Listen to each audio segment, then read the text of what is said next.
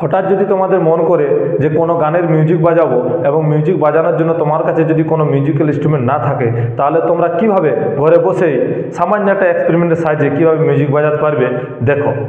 তার আগে আমরা একটা এই মিউজিক এর ইনস্ট্রুমেন্ট সম্বন্ধে একটা থিওরি পড়ব। দেখো, ক্লাস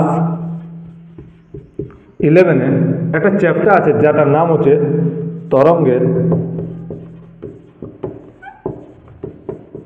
উপরিপাত। এই তরঙ্গের উপরিপাতে কি কি আছে দেখো, একটা আছে নল। এই নল কয় প্রকার? দুই প্রকার, এক হচ্ছে বদ্ধ নল আর আছে এক মুক্ত নল, মুক্ত বা খোলা। বদ্ধ নল কি দেখো, যে নলের বা যে পাইপের, নল মানে পাইপ, যে ধরো একটা গ্লাস, যে কোনো, যে নলের একটা প্রান্ত বা একটা তল বদ্ধ থাকবে এবং অপর তল খোলা থাকবে। যেমন ধরো এই গ্লাসটা, একটা তল বদ্ধ, ওটা খোলা, এটাকে কি বলবো? বদ্ধ নল। এবার মুক্ত নল মানে কি? এমন নল যার উভয় প্রান্ত কি থাকবে? খোলা থাকবে। ক্লিয়ার? এবার দেখো, এই বদ্ধ নলের ক্ষেত্রে এই বদ্ধ নলের মধ্যে যদি শব্দ উৎপন্ন হয় বা সুর উৎপন্ন হয়, সেই সুরের কম্পাঙ্ক কি হবে? সেই সুরের কম্পাঙ্ক হবে n সমান v/4l। মুক্ত নলের ক্ষেত্রে কি হয় কম্পাঙ্ক? n সমান v/2l। তোমরা বলবে স্যার ভি কি? ভি হচ্ছে শব্দের বেগ, শব্দের গতিবেগ। ফর তো ধ্রুবক, এল, এল কি? দৈর্ঘ্য। এল হচ্ছে কি? এখানে দেখো, এখানে লিখে দিচ্ছি, ভি সমান শব্দের গতিবেগ, আর এল হচ্ছে নলের দৈর্ঘ্য। অর্থাৎ এই যে নল বা এই যে গ্লাসটা কত দৈর্ঘ্য আছে, এইটা হচ্ছে এর দৈর্ঘ্য এল। তো যদি এইটার দ্বারা করা হয়, ফর্মুলা বসানো হয়, তাহলে আমরা কি পাবো? যে কম্পাঙ্ক পাবো। কিসের কম্পাঙ্ক? বদ্ধ নল থেকে যে সুর আসবে তার কম্পাঙ্ক কত হবে। এবার দেখো, দেখো আমার পাশে কাঁচের 5টা গ্লাস আছে কিনা? এবার দেখো, এই গ্লাসের মধ্যে কোনো কিছু নেই।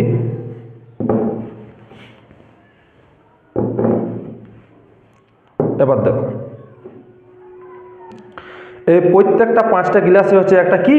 বদ্ধ নল, কারণ এক তল তার বদ্ধ, অপর তল খোলা। তো এই নল থেকে যে কম্পাঙ্ক হবে তার কি হবে? v/4l।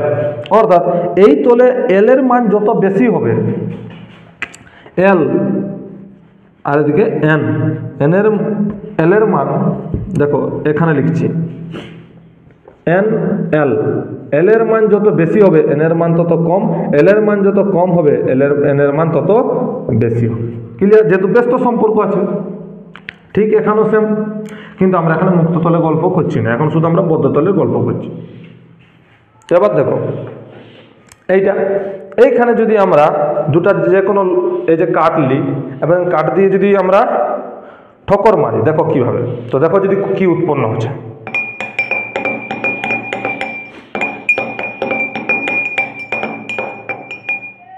তোমরা বলবে স্যার এটার দ্বারা তো কোনো শব্দ, কোনো তো সুর উৎপন্ন হচ্ছে না, এটা তো শুধু শব্দ হচ্ছে, একটা আওয়াজ মাত্র।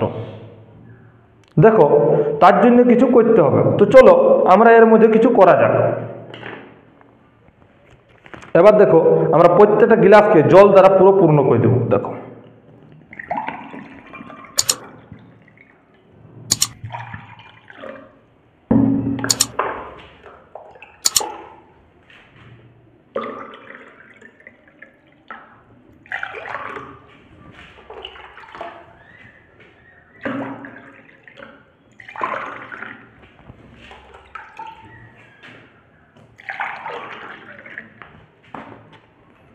এবার দেখো আমরা পুরো গ্লাসটাকে পুরোপুরিভাবে পূর্ণ করে দিচ্ছি।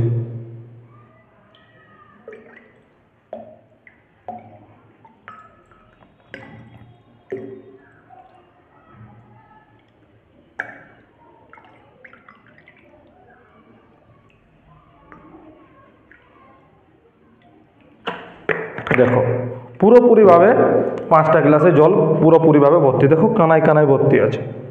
এবার দেখো ফের আমরা এটা ইউজ করছি,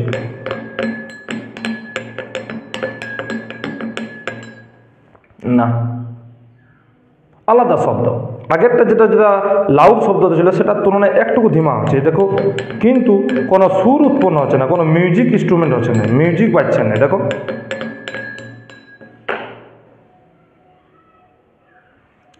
তো দেখো আগেবারে তোমরা যে এই যে দৈর্ঘ্যটা আমরা লিখছি নলের দৈর্ঘ্য এল, এইটা আমরা কি বলেছি নলের দৈর্ঘ্য।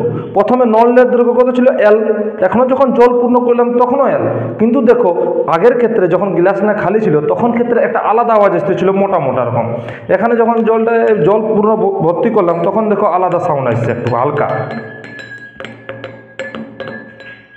কিন্তু কোনোখানে স্বর উৎপন্ন হচ্ছে না। তো কি নলের দৈর্ঘ্য এলটা কি শুধু নলের দৈর্ঘ্য? এই তিনটি একটা বোঝার কনসেপ্টের মিস আছে। কি দেখো এল, এখানে যে এল, এল হচ্ছে যদি আমরা সঠিকভাবে এলটাকে ইউজ করি তবে যে এখানে মিউজিক উৎপন্ন হবে। দেখো কিভাবে, এল হলো নলের মধ্যে থাকা বায়ুর দৈর্ঘ্য, অর্থাৎ একটা নলের মধ্যে কতটা বায়ু আছে। প্রথমের ক্ষেত্রে কি যে গিলাসটা পূর্ণ, এই গিলাসটা খালি ছিল, এই গিলাসটার মধ্যে যত গিলাসের দৈর্ঘ্য অতটাই নলের দৈর্ঘ্য, এই বায়ুর দৈর্ঘ্য ছিল, বায়ু ছিল, ওই জন্য ওই জায়গায় আমরা এল ধরতেছিলি। কিন্তু এখানে দেখো এলের দৈর্ঘ্যটা কি হচ্ছে, এখানে বায়ু ওই পুরো জল দ্বারা পূর্ণ করায় এই এলের দৈর্ঘ্য, অর্থাৎ বায়ু একটুকু এই গিলাসটার মধ্যে নেই, অর্থাৎ এলের দৈর্ঘ্য কত একদমই নগণ্য, ওই জন্য সাউন্ডটা কি হচ্ছে আরো ধিমি হয়ে গেল। এবার দেখো যদি আমরা এই প্রত্যেক পাত্রে জলের উচ্চতা আলাদা আলাদা পাত্রে আলাদা আলাদা নিই তবে দেখো কি হবে। তো কি করছি, তার জন্য আমরা জলটা কমাই।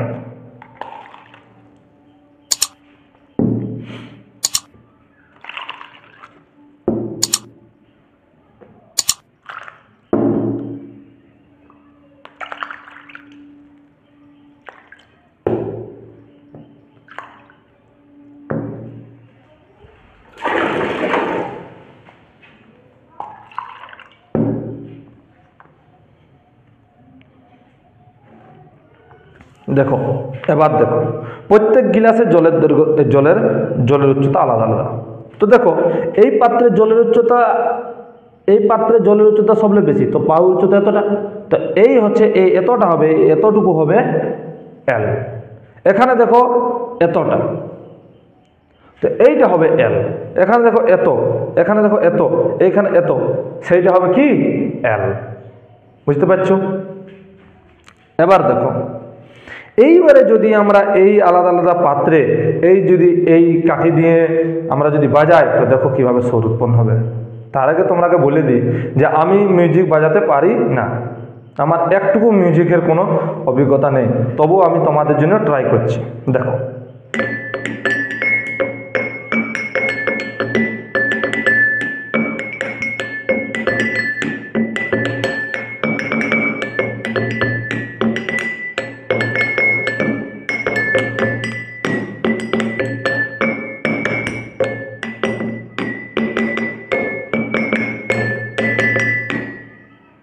আশা করি তোমরা বুঝতে পেরেছো এবং মজা পেয়েছো। রাধে রাধে।